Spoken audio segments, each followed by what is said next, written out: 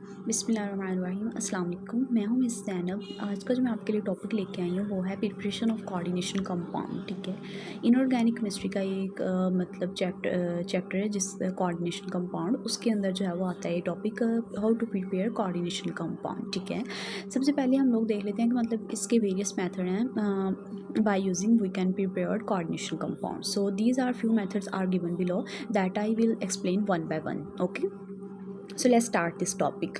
First method that is used in the for the preparation of coordination compound, ligand substitution reaction. ligand substitution reaction में ये होता है कि हमारे पास जो coordination compound होते हैं उसके अंदर एक central atom metal होता है, उसके इर्द गिर्द जो है वो ligand अटैच होते हैं। ठीक है, इसमें substitute होने का मतलब ये है कि ligand की जगह और ligand आके अटैच हो जाता है, मतलब ligand को जो है रिप्लेस कर दिया जाता है किसी और ligand के साथ। ठीक है, अब नेक्स्ट आया था इसमें जो है वो फॉर एग्जांपल हमारे पास ये है वो ये पहले सबसे होता है कि पेंटाहाइड्रेट कॉपर सल्फेट होती है। ठीक है, उसमें से वाटर का एक मॉलिक्यूल निकल जाता है तो ये वाला हमारे पास कॉम्प्लेक्स ऑब्टेन हो जाता है। तो इसको हम लोग क्या करते हैं, फोर जो अमोनिया है उसके मॉलिक्यूल के साथ जब रिएक्ट करते हैं तो जो वाटर है यहाँ पे एज अ लीगेंट है तो ये लीगेंट जो है रिप्लेस हो जाता है अमोनिया के साथ, वाटर का मॉलिक्यूल रिप्लेस हो जाता है अमोनिया के साथ, तो ये वाटर का मॉलिक्यूल जो है वो साथ रिलीज़ हो जाता है। ठीक है, तो ये वाला जो हमारे पास जो नेक्स्ट कॉम्प्लेक्स हमारे पास बनता है उसका टेट्रा अमाइन कॉपर सल्फेट उसका नाम है। ठीक है, नेक्स्ट ये दूसरा हमारे पास एग्जांपल देख लें। यहाँ पे हमारे पास वाटर है, यहाँ पर सेम अमोनिया, बस यहाँ पे जो है वो सेंट्रल मेटल एटम जो है वो चेंज हुआ है, यहाँ पे कैडमियम आ जाता है और यहाँ पे क्लोरीन आ जाता है। ठीक है, तो कैडमियम ये जो वाटर का मॉलिक्यूल है रिप्लेस हो जाता है फिर फर्दर अमोनिया के साथ,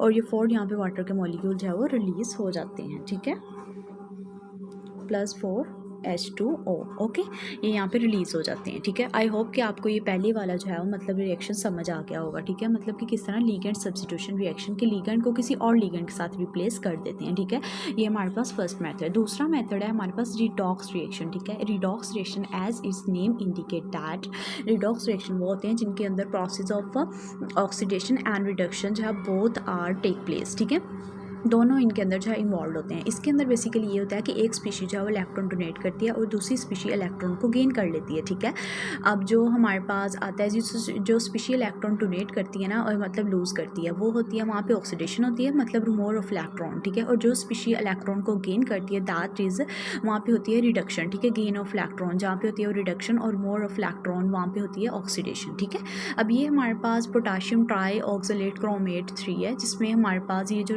ऑब्टेन होता है ना इसको कह रहे हैं। ठीक है, अब इसमें जो है ये हमारे पास मिलते हैं मतलब डाई मतलब ये सारे क्रोमिक एसिड्स वगैरह ऑक्सैलिक एसिड्स वगैरह मिलते हैं, तो तब ये हमारे पास आता है। जी हमारे पास कॉम्प्लेक्स है, ये हमें ऑब्टेन होता है, साथ में कार्बन डाइऑक्साइड रिलीज़ हो जाती है, साथ में हमारे पास वाटर का मॉलिक्यूल। अब यहाँ पे देख लें क्रोमियम की इनकी ऑक्सीडेशन स्टेट और इनकी जो है पता चल जाता है कि कहाँ से इलेक्ट्रॉन लूज़ हुआ है और कौन किसने जो है इलेक्ट्रॉन गेन किया है। ठीक है, इसकी ऑक्सीडेशन स्टेट से। दूसरा भी सेम एज इट इज़ यही हमारे पास आता है जी रिएक्शन है।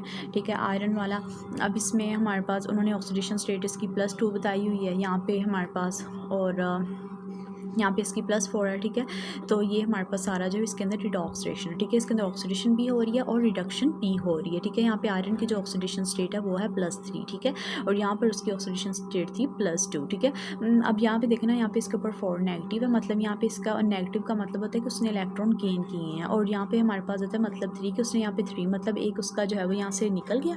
ठीक है, तो मतलब इस तरह आपको इजीली ऊपर से इसकी स्टेट को देखे, और ऑक्सीडेशन स्टेट होती ये है कि मतलब मोर ऑफ इलेक्ट्रॉन और गेन ऑफ इलेक्ट्रॉन। ठीक है, अगर तो वहाँ पे -2 है तो मतलब उसने गेन किए हैं, अगर +2 है या +4 है तो इसका मतलब उसने इतने इलेक्ट्रॉन जो है वो डोनेट किए हैं, मतलब लूज़ किए हैं। ठीक है, नेक्स्ट है हमारे पास इसका जो थर्ड जो है वो है हमारे पास डायरेक्ट कॉम्बिनेशन, जिसको हम लोग कहते हैं डायरेक्ट मिक्सिंग ऑफ रीजेंट, भी इसका दूसरा हम लोग इन मतलब इसका नाम है। ठीक है, इसके अंदर होता क्या है कि हमारे पास आता है जी मेटल अमाइन जो वो ऑब्टेन होते हैं, तो इसके अंदर हम लोग क्या करते हैं मेटल साल्ट को इस्तेमाल करते हुए हम लोग क्या करते हैं जनरल रिएक्शन, ये GR that stand for general reaction. ठीक है, मेटल साल्ट्स हम लोग यूज़ करते हैं, excess of ammonia liquid ammonia लेते हैं उसके अंदर ऐड कर देते हैं तो मेटल अमाइंस हमारे पास ऑब्टेन हो जाते हैं। ठीक है, अब ये निकल क्लोरीन +6 अमोनिया, तो इसके अंदर नेक्स्ट ये हमारे पास ये कॉम्प्लेक्स हमें ऑब्टेन हो जाता है। ठीक है, हाँ जी, नेक्स्ट है हमारे पास ये हमारे पास द कोबाल्ट क्लोराइड। ठीक है, उसमें भी हमारे पास 6 अमोनिया आ गए। ठीक है, तो ये कोबाल्ट उधर जाके अमोनिया ऐड हो गया। ठीक है, साथ क्लोरीन जो है वो बाहर चला गया। ठीक है, ये हमारे पास कॉम्प्लेक्स जो है वो ऑब्टेन हो गया। ठीक है, ये एज इट इज़ इसकी 2-2 3-3 आप एग्जाम्पल ईजिली याद कर सकते हैं। ठीक है, ये मैंने आपको बहुत ये ना सिंपल बहुत लंबा टॉपिक था, ये मैंने बहुत ना इसको शॉर्ट फॉर्म में और सिंपल फॉर्म में करके आपके लिए वीडियो बनाई है ताकि आप लोग इजीली इसको प्रिपेयर कर सकते हैं। नेक्स्ट है हमारे पास थर्मल डिसोसिएशन रिएक्शन, फोर्थ जो इसका मेथड, इसके टोटल मेथड ही 4 हैं, ठीक है। तो मतलब ये थर्मल का मतलब होता है कि हीट, ठीक है, जहाँ पे हम लोग कोई भी रिलेटेड होता है थर्मो या जहाँ पे ऐसा वर्ड आता है वो हीट के रिलेटेड होता है। इसके अंदर बेसिकली क्या होता है कि कुछ कॉम्प्लेक्सेस होते हैं उनको हीट किया जाता है जिससे हम लोगों को कोई और कॉम्प्लेक्सेस ऑब्टेन हो जाए। Some complexes that have been prepared by heating some complexes, okay, other complexes. For example अब हमारे पास आता है जी ये कॉम्प्लेक्स है, ठीक है, इसको हम लोगों ने 210 डिग्री पे ऑब्टेन किया है, ठीक है। तो सिस वाला हमारे पास ऑब्टेन है। सिस वो होता है कि मतलब जो दो हमारे पास होता है ग्रुप होते हैं सेम साइड पे होते हैं ना, डबल बॉन्ड, या मतलब जैसे हमारे पास स्टीरियो केमिस्ट्री हम लोग करते हैं तो उसमें ये होता है कि कार्बन कार्बन के साथ डबल बॉन्ड होता है, यहाँ वो दोनों राइट साइड पे आ जाते हैं या लेफ्ट साइड पे, मतलब ऊपर चले जाते हैं नीचे सेम साइड पे होते हैं, ठीक है। तो इस तरह होता है। लेकिन यहाँ पे सिस है, यहाँ पे कोई डबल बॉन्ड वाला ऐसा केस नहीं है, लेकिन यहाँ पे ये कि दोनों सेम साइड पे, मतलब इधर और इधर भी हो सकते हैं, ठीक है। इसको कहते हैं हम लोग सेम साइड पे, यहाँ वो उधर, ठीक है। मतलब अगर ये एक इधर हो दूसरा उधर हो तो वो होता है ट्रांस, ठीक है, ऑपोजिट साइड पे अगर हो, ठीक है। अब ये वाला ट्रांस है, मतलब यहाँ पे ऑपोजिट साइड पे अटैच है, ठीक है। तो ये इसकी दूसरी एग्जाम्पल है जिसको 130 पे कॉम्प्लेक्स को हीट करना है तो हमारे पास ये वाला कॉम्प्लेक्स ऑब्टेन हो जाता है, ठीक है। आई होप कि आपको ये टॉपिक जो है वो ईजिली समझ आ गया होगा। ये एज इट इज़ आप लोगों ने रिएक्शन याद करने हैं। अगर इसके रिलेटेड कोई भी आपके पास जो है वो क्वेश्चन है तो आप लोग मुझसे कमेंट सेक्शन में पूछ सकते हैं, ठीक है। तब तक के लिए अल्लाह हाफिज़, अपना ख्याल रखिएगा, take care of yourself, bye.